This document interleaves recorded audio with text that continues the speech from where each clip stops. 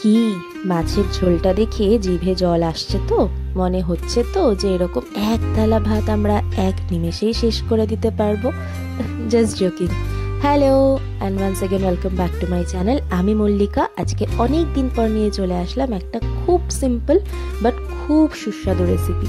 আমার মায়ের হাতের পার্শে মাছের আলু বেগুন দিয়ে একদম পাতলা একটা ঝোল। জানি এই রান্নাটা অনেকেই হয়তো করে থাকবেন, কিন্তু যারা এখনও করেননি বা যারা আমার মতন নতুন নতুন রান্না শিখছেন তাদের জন্য কিন্তু এটা একটা অনবদ্য রেসিপি হতে চলেছে।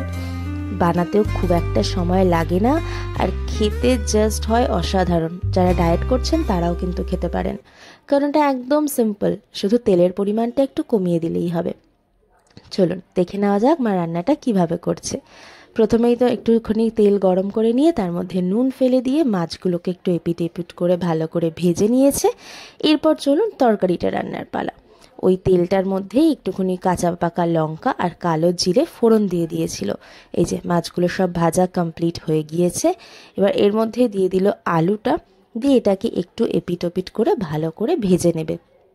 এখানে দেখুন ভালো করে একটু ভেজে নিচ্ছে, নুন দেওয়া আছে তেলের মধ্যে, ওই একটু ঢেকে ঢেকে ভাজবে আর কি। আমার মার যে কোনো রান্নাই যেহেতু তেলের পরিমাণটা কম থাকে, সেই জন্য সব রান্নাই মোটামুটি ভেজে ভুজেই রান্না করে, বারবার ঢাকা দিয়ে দিয়ে অনেকটা সময় নিয়ে।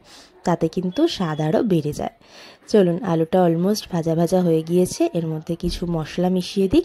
মশলার মধ্যে ছিল নুন, হলুদ গুঁড়ো, লঙ্কার গুঁড়ো, আর এই যে বাটাটা দিল এটা ছিল টমেটো, আদা, জিরে আর কয়েকটা কাঁচা লঙ্কার পেস্ট। এটা মা অলরেডি আগে থেকেই ফ্রিজে বানিয়ে রেখে দেয়, 2-3 দিন পর পর ব্যবহার করে। তো এই যে সেটাই এখানে দিয়ে দিয়েছিল। এবার অ্যাড করে নিল বেগুনটা। এই ক্ষেত্রে বলে রাখি, মায়ের আগে যতবার বানিয়েছে বেগুনটা আগে ভেজে নিয়েছিল। তো মা বলল চল আজকে একটু অন্যরকমভাবে বানানো যাক, সবসময় তো বেগুন ভেজেই বানাই, আজকে এরকম কাঁচা দেব, দেখা যাক কীরকম স্বাদ আসে। তবে সত্যি বলতে বেগুনটা এরকমভাবে দেওয়ার জন্য কিন্তু স্বাদের এক ফোঁটাও পরিবর্তন হয়নি। এই যে ভালো করে মশলাটা দিয়ে বেগুনটা দিয়ে ওই ঢেকে ঢেকে কিছুক্ষণ কষিয়ে নিয়েছিল। তারপর এখান থেকে ঢাকনা তুলে ভালো করে জল মিশিয়ে আরও কয়েকটা কাঁচা লঙ্কা মিশিয়ে দিয়ে ঝোলটাকে এবার ফুটতে দিয়ে দিল। এবার ঝোলটা দেখো একদম টকবক করে ফুটে গেছে, আলু বেগুন সবই সেদ্ধ হয়ে গিয়েছে। এবার শুধুমাত্র মাছগুলোর একটু নরম হওয়ার পালা। মাছগুলোকেও দিয়ে দিল ঝোলের মধ্যে, দিয়ে একটুখানি ভালো করে এদিক ওদিক করে নিয়ে আবার কিছুক্ষণ ঢেকে রাখবে, যাতে মাছের মধ্যে ঝোল মশলা সমস্ত কিছু একদম পরিমাণ মতন ঢুকে যায়। দেখো কমপ্লিট হয়ে গিয়েছে। নামানোর আগে বেশ খানিকটা ধনেপাতা কুচি দিয়ে নামিয়ে নাও। এই রান্নাগুলোর যে এত সুন্দর স্বাদ হয় কি আর বলবো। চলো ব্যাস, আর কি, এবার ভাত নিয়ে নাও, নিয়ে খেতে বসে পড়ো। অবশ্যই বাড়িতে রেসিপিটা বানিয়ে দেখো, আমি জানি খুব ভালো লাগবে।